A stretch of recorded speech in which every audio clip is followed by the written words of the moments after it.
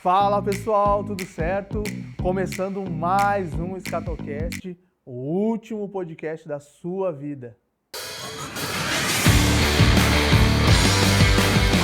Pessoal, tem um anúncio para fazer. O nosso canal vai ter que encerrar. Porque você não se inscreveu ainda. Então, antes da gente começar o vídeo, já se inscreve, pelo amor de Deus. Curte, compartilha, segue a gente nas outras redes sociais aí, que é um monte, e se prepara. Amém? Nós vamos dar continuidade no nosso Escatologia de Jesus, falando tudo aquilo que o nosso Senhor falou sobre o fim dos tempos e principalmente o seu retorno. Amém? Então, nós concluímos o último vídeo falando sobre como a igreja vai passar por esse período. E agora Jesus meio que muda o foco da igreja e começa a falar sobre alguns sinais e alguns acontecimentos pontuais que vão marcar esse período de grande tribulação, ok? Então, no versículo 15 de Mateus 24, Jesus fala o seguinte: chegará o dia em que vocês verão aquilo de que o profeta Daniel falou, a terrível profanação que será colocada no lugar santo. O leitor preste atenção. Olha só, então Jesus está falando sobre um acontecimento muito pontual, algo que já estava profetizado, algo que já estava apontado pelos profetas, aquilo que Daniel falou. E Daniel está falando sobre um personagem chamado Anticristo. O Anticristo, ele vai fazer algo terrível. Ele vai fazer o quê? A terrível profanação. Ele vai fazer algo profano que vai corromper algo. A grande profanação é algo que está falando de algo que corrompe algo que é santo. A profanação é aquilo que é contrário à santidade ou aquilo que é santo. No caso daquilo que Daniel está falando, é sobre o templo. O templo em Israel será profanado pelo anticristo, ok? Nós vamos falar sobre isso numa série de vídeos chamada A Escatologia de Paulo. Nós vamos tratar sobre o anticristo e sobre essa profanação. Mas o fato interessante é que, quando Daniel fala sobre essa profanação, ele está apontando para um período de tempo, um período de 3 anos e meio, porque ele diz que o tempo do fim será marcado por uma semana de anos, ou seja, serão 7 anos. Quando ele fala uma semana, ele está falando sobre, não que o fim dos tempos vai acontecer em 7 dias, mas que o fim dos tempos, ele vai ter um período exato de 7 anos, onde todos esses acontecimentos vão acontecer nesse período de 7 anos. E a terrível profanação a qual ele fala acontece exatamente na metade da semana, onde ele vai quebrar um acordo de paz a qual ele tinha feito com Israel. O que nós temos que entender aqui desse cenário? Todas as nações entraram em um lugar de paz por causa do sistema do anticristo. E o único povo, o único grupo de pessoas que não está alinhado com essa paz é a igreja. Israel está alinhado com essa paz, os muçulmanos, os budistas, os russos com os americanos, a Europa, todas as nações estão em uma paz, porém é aquilo que a Bíblia fala, é uma falsa paz. E no meio desse período de 7 anos, ok? No meio desse período, ou seja, vai se passar 3 anos e meio, e depois de 3 anos e meio haverá uma quebra nessa aliança de paz entre Israel e o anticristo, ok? O anticristo vai quebrar o acordo, mas como o anticristo quebra o acordo? Profanando o templo em Israel. O mais importante para você compreender sobre isso é que haverá um templo em Israel, um templo de Salomão, ok? Não é aquele templo, ok? Daquela igreja, ok? Intergaláctica, pessoal. É o templo genuíno de Salomão, que está prestes a ser construído. Onde já tem todos os recursos para ser construído, onde ele vai ser reestabelecido em Israel. Eu creio particularmente que esse acordo de paz está relacionado à construção do templo, porque o local onde ele deve ser construído, hoje existe uma das principais mesquitas árabes, um dos pontos principais de adoração do mundo islâmico. E para construir o templo nesse mesmo lugar, é necessário que haja um acordo de paz entre Palestina, Israel, entre o Irã, Israel, Arábia Saudita, Turquia e vários países árabes, para que isso aconteça. Mas por que o anticristo quer construir um templo de Israel? Simplesmente para profaná-lo, ok?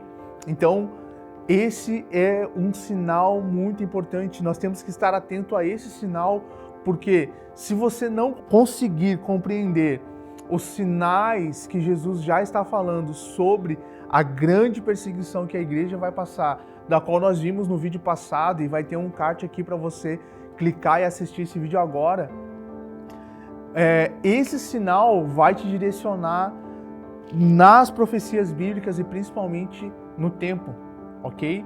Não num dia e numa hora exata, mas numa estação. Você vai saber que em algum período dos 3 anos e meio para frente desse sinal, provavelmente a volta de Jesus estará próxima. Não estou falando de um dia, não estou falando de uma data, mas estou falando de uma estação, um período de tempo, a qual, a partir desse sinal, nós vamos entender e compreender isso. Amém? Então você precisa compreender, você precisa estudar Daniel. E sabe qual é a notícia boa nisso? Nós já gravamos, está tudo guardado, uma série completa sobre o livro de Daniel. E você vai poder se aprofundar nesse livro, você vai poder se aprofundar em tudo que as Escrituras profetizam acerca desse dia a partir do livro de Daniel. Então se prepara, futuramente novidades sobre o livro de Daniel aqui no canal. Mas vamos seguir. Versículo 16. Quem estiver na Judéia, fuja para os montes. Quem estiver no terraço, no alto da casa, não desça para pegar as suas coisas. Quem estiver no campo, não volte para pegar o manto. E que terríveis serão aqueles dias para as grávidas e para as mães que estiverem amamentando. Orem para que a fuga de vocês não seja no inverno nem no sábado. Agora, é muito importante a gente compreender esses versículos, porque eles focam todo esse cenário da grande tribulação em um local. Jesus, ele tira o foco de tudo aquilo que estava acontecendo em todo o mundo, como nós vimos em vários outros versículos aqui, e ele traz o foco totalmente para Israel. Quem estiver na Judéia, fuja para os montes. Cara, vai ser tão terrível e tão rápido, vai ser algo tão apressado que as pessoas não vão ter tempo de se preparar. Por quê? No momento que o anticristo se levantar e se revelar para o povo de Israel, quebrando esse acordo de paz e profanando o templo, os judeus não vão aceitar. Até agora, os judeus não conseguiram enxergar que essa figura era o anticristo, mas a partir dessa atitude, é como se as escrituras e as profecias fossem reveladas a eles por essa atitude de profanar o templo. Então, vai se iniciar uma grande guerra em Israel. E Israel vai entrar em guerra contra todas as nações, porque o anticristo, ele já vai ter controlado a partir do seu sistema todas as nações da terra. O seu governo terá se expandido sobre todas as nações da terra. Então vai se iniciar aquilo que a Bíblia chama da aflição de Jacó. Por isso que nós temos essas palavras como quem estiver na Judéia, que é em Israel, que terríveis serão para as grávidas, para as mães que estão amamentando. Orem para que a fuga de vocês não seja no inverno nem no sábado. Por quê? Porque o inverno em Israel é rigoroso. E o povo judeu, ele segue uma tradição e mandamentos acerca do dia de sábado, onde eles não podem fazer uma série de coisas no sábado. Então esse dia Se esse acontecimento acontece no sábado, será terrível para eles, porque eles não vão estar preparados adequadamente para uma fuga. Jesus não está focando em Israel porque apenas os judeus, como alguns acreditam, estarão na terra e a igreja teria sido supostamente arrebatada. Não, ele está focando em Israel porque vai ser o epicentro da grande tribulação e dos acontecimentos nesse período de tempo. É como se Satanás, o anticristo, o falso profeta, focassem totalmente em Israel nesses últimos 3 anos e meio. E esse é o ponto crucial para se entender esses versículos. Jesus não está focando no povo judeu, porque só o povo judeu vai estar sofrendo com a grande tribulação. Não, não é isso. O fato é que esses acontecimentos são mais importantes e os sinais são mais importantes em Israel nesse ponto. Então você precisa entender isso, você precisa compreender isso. Falando sobre o anticristo, nós vamos ter série exclusiva sobre isso, então aguarde, nós vamos falar sobre esse personagem. O texto não foca nisso. O Jesus, ele não, quando ele fala sobre esses acontecimentos em Mateus 24, ele não está focando na figura do anticristo, porque essa figura ela já era algo conhecido do povo judeu. Ela já era algo que o povo judeu compreendia sobre essa figura, esse personagem chamado anticristo. Quando Jesus fala sobre a profanação, sobre estudar Daniel, ele está dizendo, olha, a partir desse momento é imprescindível que você conheça acerca do anticristo. E automaticamente eles iam se voltar para as escrituras quando elas falam sobre o anticristo, ok? Então Jesus não está interessado em falar sobre esse personagem, mas é intrínseco nesse texto que ele está coordenando todas essas coisas. E você precisa compreender isso para entender melhor o que está acontecendo e por que a fuga, por que a guerra. Então, entenda isso. Vamos lá. Versículo 21. Pois haverá mais angústia em que qualquer outra ocasião, desde o começo do mundo, e nunca mais haverá angústia tão grande. Ok? Eu queria encerrar com esse versículo porque ele é uma chave para você compreender algo muito importante. Quando Jesus fala isso, ele simplesmente acaba com qualquer teoria sobre esses acontecimentos já terem ocorrido no passado, como algumas pessoas acreditam, que é chamado de preteristas. Os preteristas são aqueles que creem que as profecias acerca do fim dos tempos já aconteceram, porque elas só focam na derrocada de Israel, ok?